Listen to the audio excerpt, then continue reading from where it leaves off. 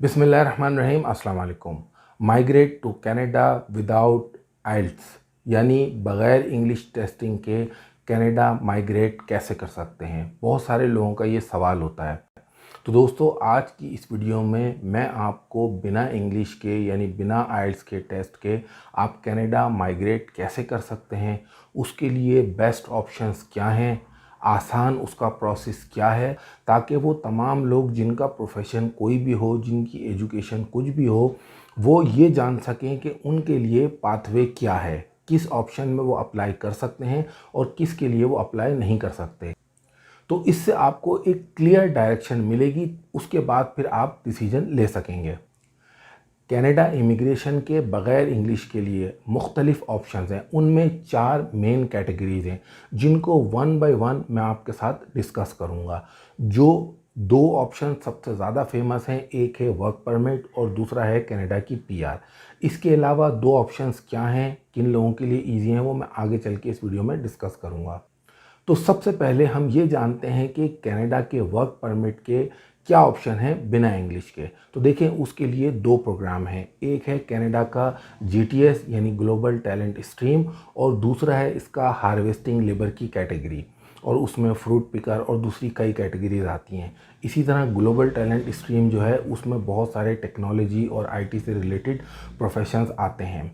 ये work permit का process है, जीटीएस में 30 डेज़ में ये प्रोसेस मुकम्मल हो जाता है। यानी 30 डेज़ में जो बंदा अप्लाई करता है, अगर वो सक्सेसफुल है तो वो 30 डेज़ बाद वो कनाडा जा सकता है टेम्परेरी फॉरेन वर्क परमिट पे, जो कि 2 साल का होता है। ये 2 ऑप्शन हैं। इसके अलावा आप किसी भी ऑप्शन की तरफ जाते हैं तो उसके लिए आपको इंग्लिश मैंडेटरी है, यानी आइल्स का टेस्ट मैंडेटरी है। अब बहुत सारे लोग पूछते हैं कि ये बताएं कि क्या कनाडा की किसी पीआर वीज़ा के प्रोग्राम में बिना इंग्लिश के अप्लाई किया जा सकता है। तो दोस्तों, इसके लिए जो सोल्यूशन है वो मैं आपको बताता हूँ। देखें, अगर आपकी एक फैमिली है और फैमिली का जो हेड है वो पीआर का एप्लीकेंट है और आप डिपेंडेंट हैं, तो ऐसी सूरत में आपके लिए आइल्स मैंडेटरी नहीं है। आपका जो फैमिली का हेड है यानी फादर या अगर आपकी मदर है, वो अगर पीआर के मेन एप्लीकेंट हैं तो वो प्रोसेस कराएं। जो उनके डिपेंडेंट हैं 22 साल की एज तक के, उनके लिए आइल्स मैंडेटरी नहीं है, तो वो पीआर वीज़ा में उस एप्लीकेशन में शामिल होंगे तो उन्हें भी इमिग्रेशन कनाडा की मिल जाएगी। पीआर असल में कनाडा इमिग्रेशन ने प्रोसेस करनी होती है और वो वीज़ा ऑफिसर अगर आपसे आइल्स का टेस्ट मांग लेते हैं तो फिर ऐसी सूरत में आपको परेशानी होगी। बहरहाल जो ऑप्शन है वो मैं आपको बता देता हूँ। एक है प्रिंस एडवर्ड आइलैंड का प्रोविंशियल नॉमिनी प्रोग्राम।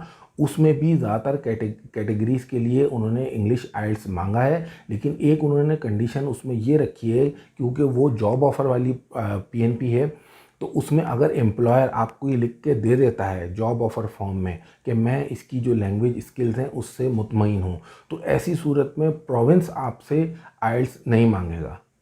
पीआर के लिए जो सेकंड ऑप्शन है वो है ब्रिटिश कोलंबिया का प्रोविंशियल नॉमिनी प्रोग्राम। इसकी कई स्ट्रीम हैं, उनमें भी ज़्यादातर जो ज़ीरो और स्किल टाइप ए के लोग हैं उनसे आइल्स या इंग्लिश टेस्टिंग नहीं मांगी गई है।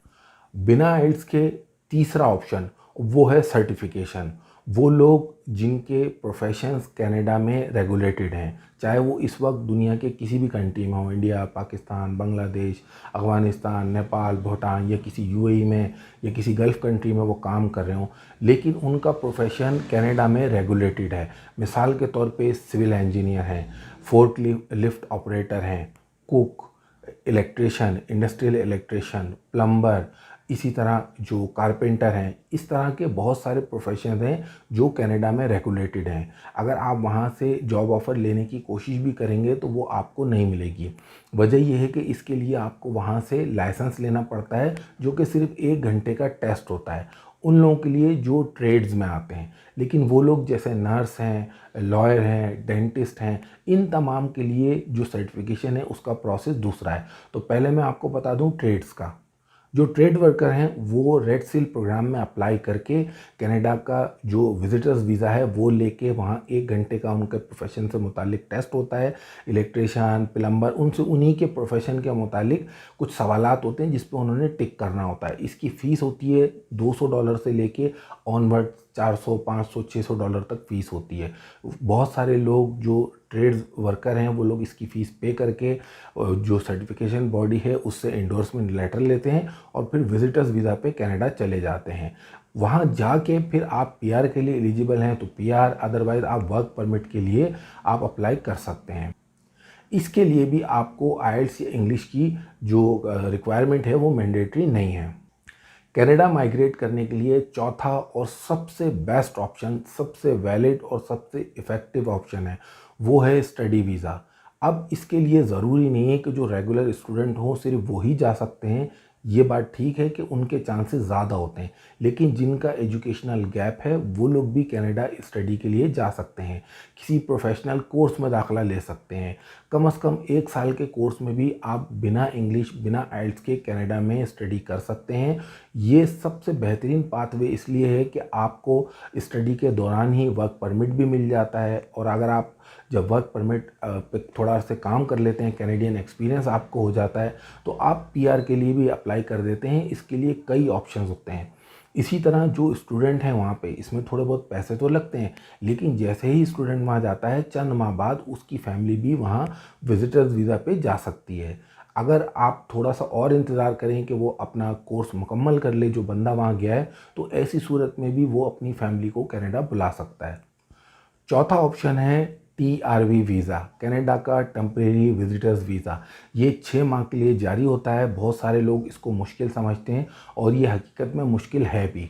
वजह यह है कि ज़्यादातर लोगों की इंटेंशन वहाँ जाके रहने या काम करने की होती है और वो विजिटर्स वीज़ा अप्लाई कर रहे होते हैं, जिसको वो प्रूफ नहीं कर पाते हैं। तो जो लोग इसको प्रूफ कर पाएँ कि उनकी इंटेंशन जेन्युइन है, तो वो फिर विजिटर्स वीज़ा ले सकते हैं। विजिटर्स वीज़ा लेने के बाद कनाडा का वहाँ आपके पास बहुत ऑप्शन होते हैं। आप वहाँ एम्प्लॉयमेंट देख सकते हैं। अगर वहाँ कोई शॉर्ट कोर्स करना चाहें वो कर सकते हैं। कोई बिज़नेस अगर आप लेना चाहते हैं या करना चाहते हैं वो कर सकते हैं। तो ये तीनों पर्पज़ के लिए होता है।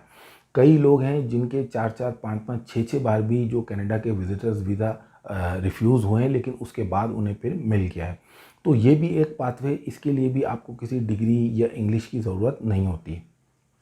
अदरवाइज़ अगर आप मेरी पर्सनल ओपिनियन और जो एक्सपर्ट हैं अगर उनकी आप ओपिनियन को सामने रखें, तो याद रखें कि कनाडा माइग्रेट करने के लिए, यानी वहाँ रहने के लिए, वहाँ काम करने के लिए मुस्तकिल तौर पे और लॉन्ग टर्म बेसिस पे, उसके लिए आपको थोड़ी तैयारी करनी पड़ती है। और आइल्स या सेलपेप या फ्रेंच लैंग्वेज कोर्स ये उन तमाम तैयारी का एक हिस्सा है।